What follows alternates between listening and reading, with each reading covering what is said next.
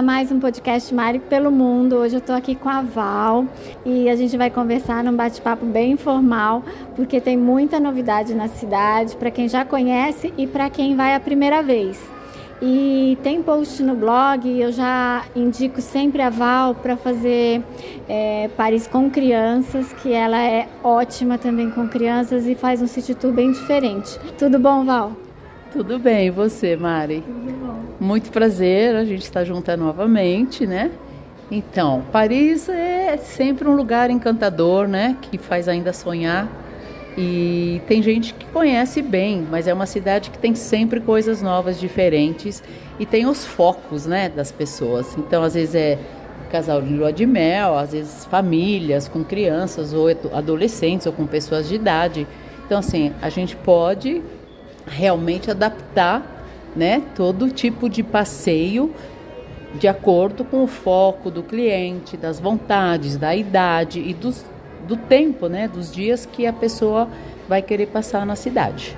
E Val, conta um pouquinho assim da sua história, porque você já está lá há vários anos e assim, o que ainda te encanta em Paris e o que mudou nesses últimos anos? Eu cheguei em Paris, eu era novinha, eu fui para estudar com o objetivo de voltar para o Brasil para trabalhar com criança de rua. E pois agora eu fico na rua, mas de Paris passeando e mostrando a cidade para as pessoas, né? Então assim, claro, o mundo todo mudou, a gente não vai dizer que é a Paris de 37 anos atrás, que eu estou lá desde já de 83, não é a Paris que eu conheci.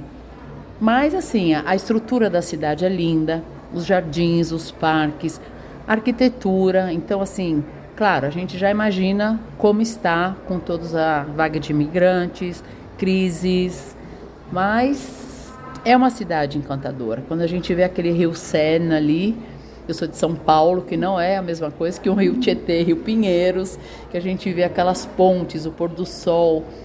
Ainda a gente sonha. Eu estou falando aqui agora e me deu um arrepio porque é realmente muito linda. E para quem vai a primeira vez é sempre uma expectativa muito alta, né? E às vezes a gente fica até com medo de frustrar em algum momento, porque a gente sabe, né, que é uma cidade grande, com os problemas de cidade grande, com as greves, com tudo aquilo que Paris tem, né? Paris e a França inteira. Então, assim, como que você prepara uma pessoa que está indo pela primeira vez para Paris para ela se equilibrar a expectativa com a realidade? Porque existem níveis de expectativa. Então, se a pessoa vai achando que é país escandinavo, que não vai ver lixo no chão, que não tem, né, os famosos pickpockets, né, o batedor de carteira, eu não vou dizer que não tem, mas não tem essa violência nem nada da gente precisar ficar com medo. Então, depende, eu acho que é muito pessoal, não é? Porque às vezes você vê fotos e você chega como comprar uma casa e um apartamento, né? Quando você chega, você fala, nossa, mas nem parece o mesmo lugar. Então, depende, eu acho que a gente tem que sonhar, mas é um sonho meio realista. Saber que aquela Emily in Paris, né? Você vê na Netflix, ela anda, as ruas estão vazias, tudo limpinho. Vai começar que ela anda de salto alto, né? Primeiro que é salto altíssimo. As francesas, em geral, ainda muitas usam. Mas não vai ser aquela Paris da Emily in Paris. Por quê? Porque é uma cidade cosmopolita, é uma cidade onde vieram muitos imigrantes. Mas assim, tem as facilidades. É uma cidade plana, de todas as cidades que eu conheço da Europa, que eu conheço bem a Europa toda. Realmente é uma cidade que você põe um sapato confortável e você vai conhecer a cidade passeando, entrando nos bistrôs, passando por jardins. Então, assim, por mais que possam acontecer coisas, porque sempre podem acontecer, eu acho que ainda é uma cidade encantadora e ainda uma cidade que vai fazer você sonhar e querer voltar. Vai querer. E a gente gravou já um podcast com o Daniel falando sobre a cidade e ele faz um city tour muito legal de carro e conversando com a Val, são milhões de outras possibilidades, né? A gente estava, antes de começar a gravar o podcast, a gente estava falando de Paris para celebrar momentos especiais, Paris com família, Paris com o roteiro para quem já conhece os pontos principais, Paris para quem não quer ir de carro, quer fazer um passeio caminhando. para quem quer estar ao ar livre, num piquenique, assim, são tantas as possibilidades que às vezes um tour que não é personalizado não dá para fazer, né? Porque realmente você vai sair às 8 da manhã, vai voltar às 5 da tarde, tem que seguir aquele programa, que não é ruim, mas não necessariamente é aquilo que você quer fazer ou não está no seu momento, né? Olha, a gente se adapta sempre, principalmente como eu disse no começo, à idade e aos sonhos, né, às vontades. Então, dá para fazer museu com pessoa de idade, com criança, que por sinal eu faço muito e adoro. Então a gente faz joguinhos, então é uma visita para descobrir o museu tanto para adulto como para criança, mas assim com divertimento, com brincadeiras, com jogos. Então dá para passar 1 hora e pouco, 2, sem cansaço, sem nada. Então pode ser opções. A gente tem muito passeio em jardins. A gente pode pegar, por exemplo, um ônibus de um metrô com um passe único e subindo e descendo do transporte público, parar e conhecer um jardim, depois andar na Champs-Élysées, depois voltar no transporte e ir para outro canto da cidade. Então, assim, existem pessoas que já foram várias vezes, mas nunca foram ao mercado das pulgas, né? Que a gente fala que até de vez em quando eu brinco e falo, ó, tem até pulga de brinde, né? Que a gente vai achar. Não, e a gente até estava falando, que eu já fui várias vezes, mas eu não fui no mercado de pulgas porque eu achei ruim a localização, assim, eu falei, vai demorar para eu chegar de metrô, será que vai, será que não vai? E é um lugar que eu queria muito ir e que não fui. Então, assim, também é uma opção fazer um tour diferente, né, para os lugares que a gente não consegue chegar sozinho. Tem gente que não quer saber de compra, não quer saber de nada, então está mais focado em museu, outros estão mais focados em degustação, outros que querem conhecer, tem passeios de barco muito diferentes desses que a gente já conhece, Batomushi e tudo, pelo Rio Sena, e tem uma variedade imensa. Então é assim, realmente a pessoa falar, bom, eu vou ficar 2 dias ou 3 ou 5 e nesses 5 dias eu gostaria mais, o foco seria mais centrado. E aí a gente organiza o pacote sempre personalizado, inclusive pessoas que vão com pessoas de idade ou com crianças, às vezes querem sair à noite, não saem, né, para ir num cabaré, numa coisa mais íntima, né, do casal. Então eu também faço esse serviço de babá, tem equipe para tudo isso, para justamente a pessoa ir e aproveitar. A viagem é longa, é paga em euro, né? Então a pessoa, pelo menos, ela vai, ela volta, ela fala, nossa, eu aproveitei o máximo que deu. E a diferença de conhecer o Louvre sem uma guia e conhecer o Louvre com guia, não só o Louvre, mas os museus todos, né? Assim, só para explicar mais ou menos, que às vezes é difícil a pessoa entender, eu posso andar lá sozinha, mas qual é a diferença, assim, que você vê que as pessoas no fim ficam encantadas mesmo? Principalmente em museus como o Louvre, que você pode passar dias e dias para poder visitá-lo, né, direito. Então a gente foca nas obras de arte, pintura e esculturas as mais importantes, e a gente vai direto, né? Nesse lugar a gente explica, então além de ganhar tempo, a pessoa tem a explicação objetiva das obras principais e vai embora em pouco tempo vendo o principal. Antes de virar guia mesmo, quando eu me perdi várias vezes, acabei não vendo o que eu queria, a gente se cansa e tem muita gente e tem que fazer fila. Então, tendo guia, eu acho que em qualquer lugar do mundo, para museus, principalmente esses maiores, é todo diferencial, porque a gente já vai direto nas obras principais, tem uma explicação. Se tiver criança, tem o joguinho, a criança está ali participando. E eu acho que para quem tem criança, a gente tem que fazer a criança participar de cultura, coisas que na Europa as visitas, né, de museu fazem parte de saídas de escola e tudo. E dizer, museu não é chato, ao contrário, museu realmente pode ser muito legal.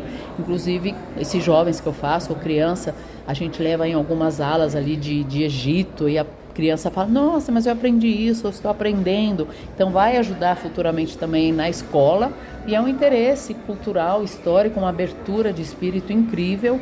Então acho que é todo diferencial, pelo menos museu sim, ter guia.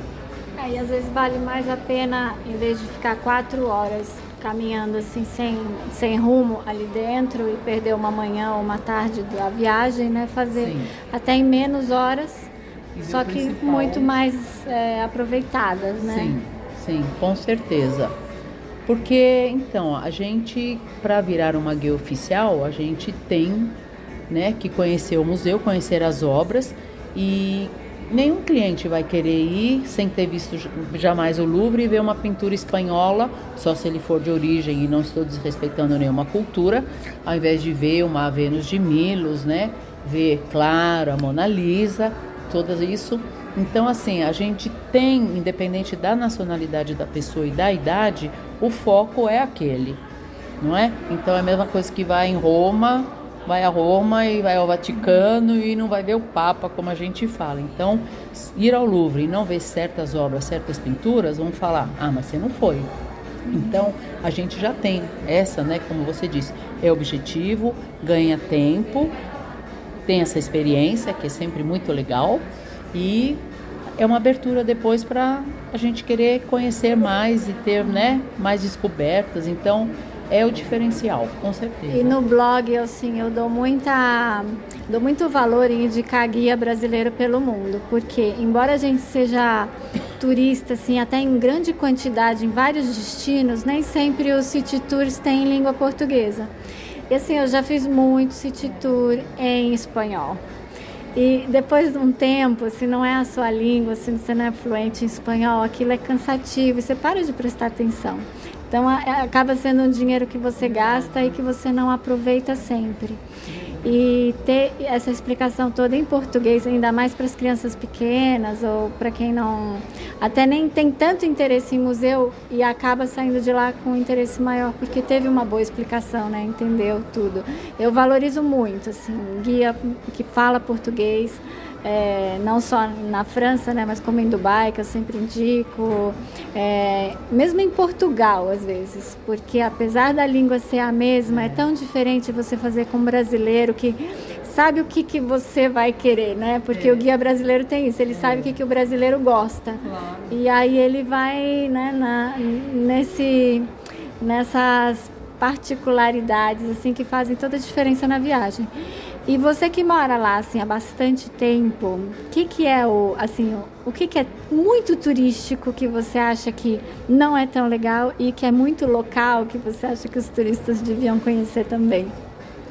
Então, a gente conversou sobre subir na Torre Eiffel para ver a vista de Paris. Então, assim, tá, pode ser, alguém pode ter esse mito, ah não, eu tenho que subir na torre, eu tenho que ver. Só que tem uma opção maravilhosa que quando pessoas da minha família ou amigos vão, é subir na Torre Montparnasse e ver Paris na mesma altura, porque são 320 metros, igual com um elevador que sobe em flecha, que não tem fila, que pode ser reservado antes, inclusive com restaurantes nessa torre, e a gente sobe nessa Torre Montparnasse e vê a Torre Eiffel na face. Então é muito lindo, principalmente ser no final da tarde, ver o pôr do sol e pegar a foto com a Torre Eiffel, né? Com esse pôr do sol. Então, assim, às vezes é um detalhe que a pessoa fala, ah, não, se eu quero ver Paris, tem que ser dali. E não. E muitos vão, assim, às vezes meio, ah, não vou gostar. E chega, e é maravilhoso, porque a gente primeiro ganha tempo, a visão é a mesma, e, assim, tratamento, o fato de não ficar em fila, não ficar empurrando, não ficar atrapalhando, às vezes está em greve. Então a gente que mora, a gente também acaba, né, descobrindo o que é melhor ou não, o que a gente ganha tempo ou não, para a pessoa não ficar estressada e não perder tempo, né? Eu já ouvi uns parisienses falando que ali é a melhor visão de Paris, justamente porque não vê a Torre Montparnasse, que tem uns parisienses que não gostam dali. É bem feio, né? Aquele prédio enorme. Então, assim, por isso que eu falo, né? Depende muito do teu objetivo, do teu sonho, do seu foco. Porque tem gente que vai falar, não, eu quero de 5 dias, eu quero 2 dias só de compras. Aí a gente vai ver que tipo de compras, né? E leva a pessoa. Se a pessoa fala, não, compra pra mim é Miami, eu não vou comprar nada na França, o meu negócio é descobrir. Então a gente faz degustação, quem gosta de vinho, queijo, a gente procura locais diferentes.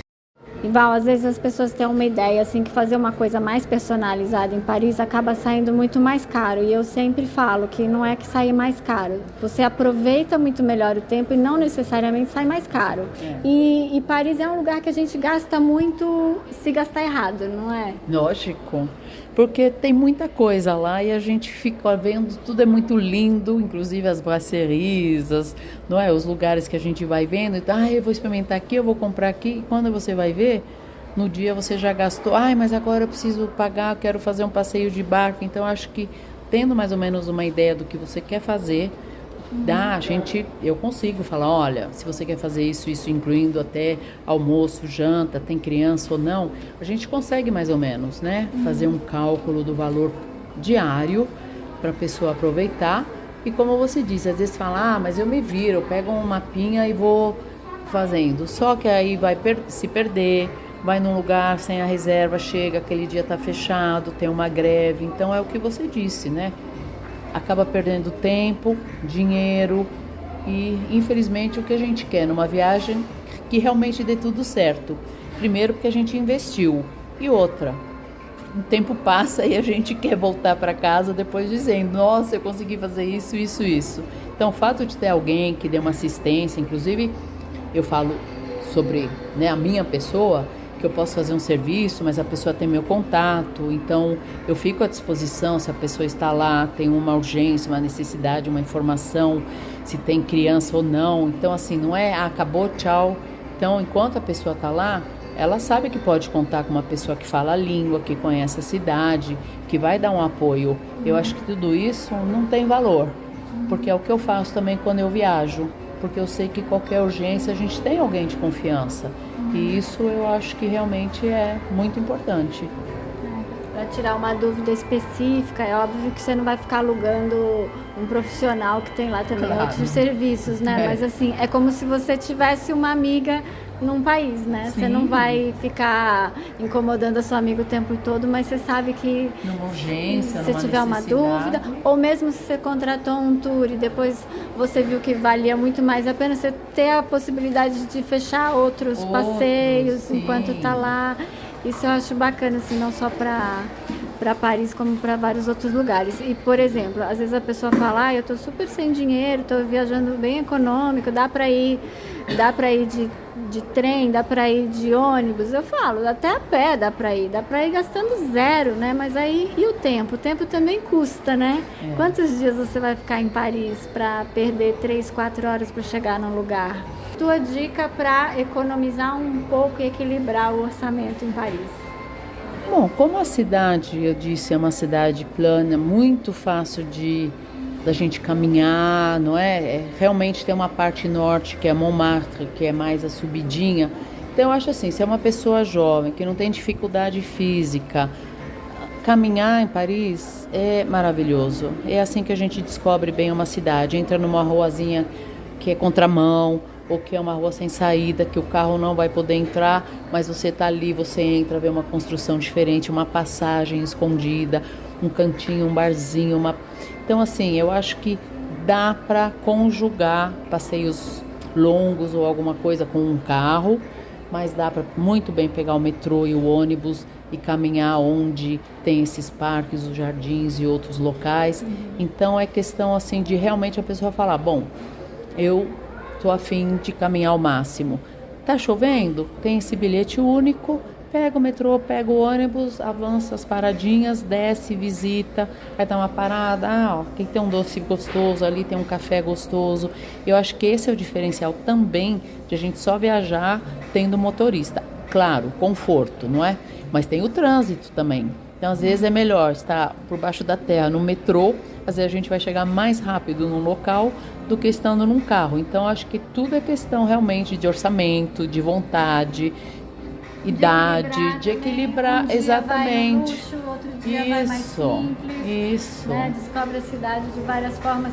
E os restaurantes também, a gente indica alguns que são mais famosos, que a pessoa viu no filme, alguma coisa assim, mas eles levam a comida muito a sério, né? Qualquer lugar tem uma comida gostosa. Tem. E essa brasserie, que, né, é uma mistura entre bar e restaurante, Então esses locais, você toma só um café, toma uma Coca-Cola, um suco, pode só comer um omelete, um sanduíche ou os pratos elaborados. Então assim, hoje em dia realmente eu acho que em Paris a gente ainda consegue comer, às vezes mais barato do que aqui em São Paulo, que eu sou paulistana, e eu às vezes falo, gente, se fosse em Paris, então coisas que eu nunca acreditei que um dia eu falaria, né? Que em Paris é mais barato. E a gente morando lá, a gente conhece. É como aqui, o pessoal que mora aqui fala, não compra aqui não, eu vou te levar num lugar que é super barato. Então a gente vai dar essas dicas, independente de eu estar junto ou não, mas aí eu vou, né? A pessoa às vezes quer comprar, lógico, a lembrancinha, vai em tal lugar, pode ir que ali.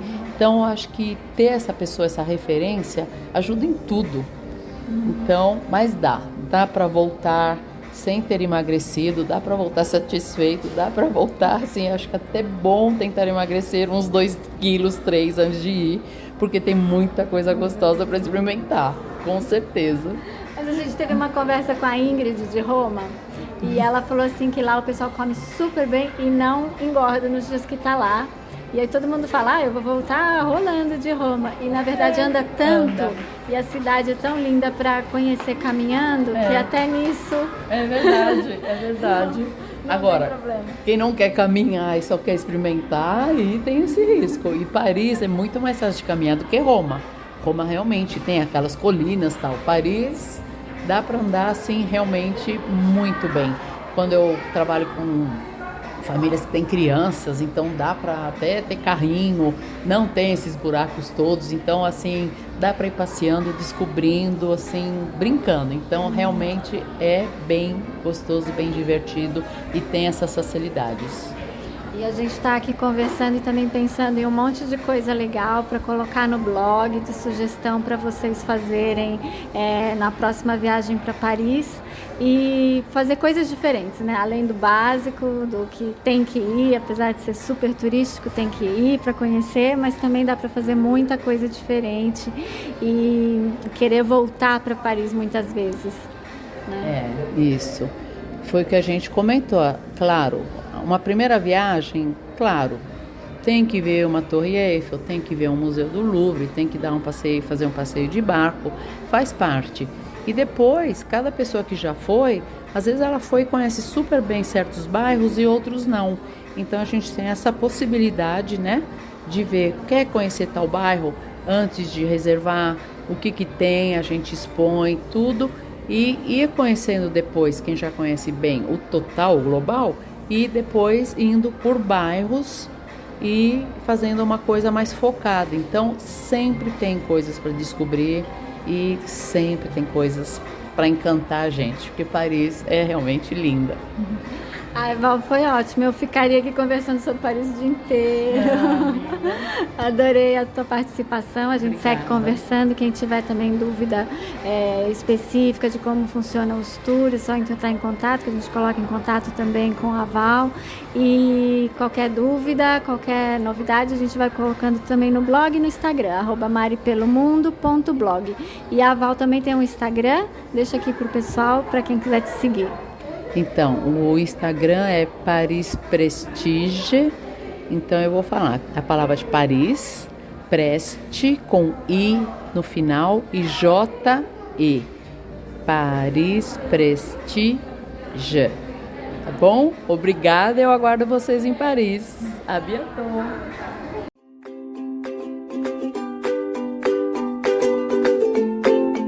E eu espero que vocês tenham gostado de mais esse episódio e das nossas dicas. Participe enviando a sua sugestão, as perguntas e curiosidades. Siga o podcast no Instagram, @podcast.maripelomundo. O nosso podcast de viagem foi idealizado e é realizado pela equipe do blog Mari Pelo Mundo e a gente fica feliz de contar com a participação de convidados e amigos. Assine o feed, curta e compartilhe as nossas dicas com os amigos. Conte conosco também sempre que quiser organizar uma viagem. E até a próxima!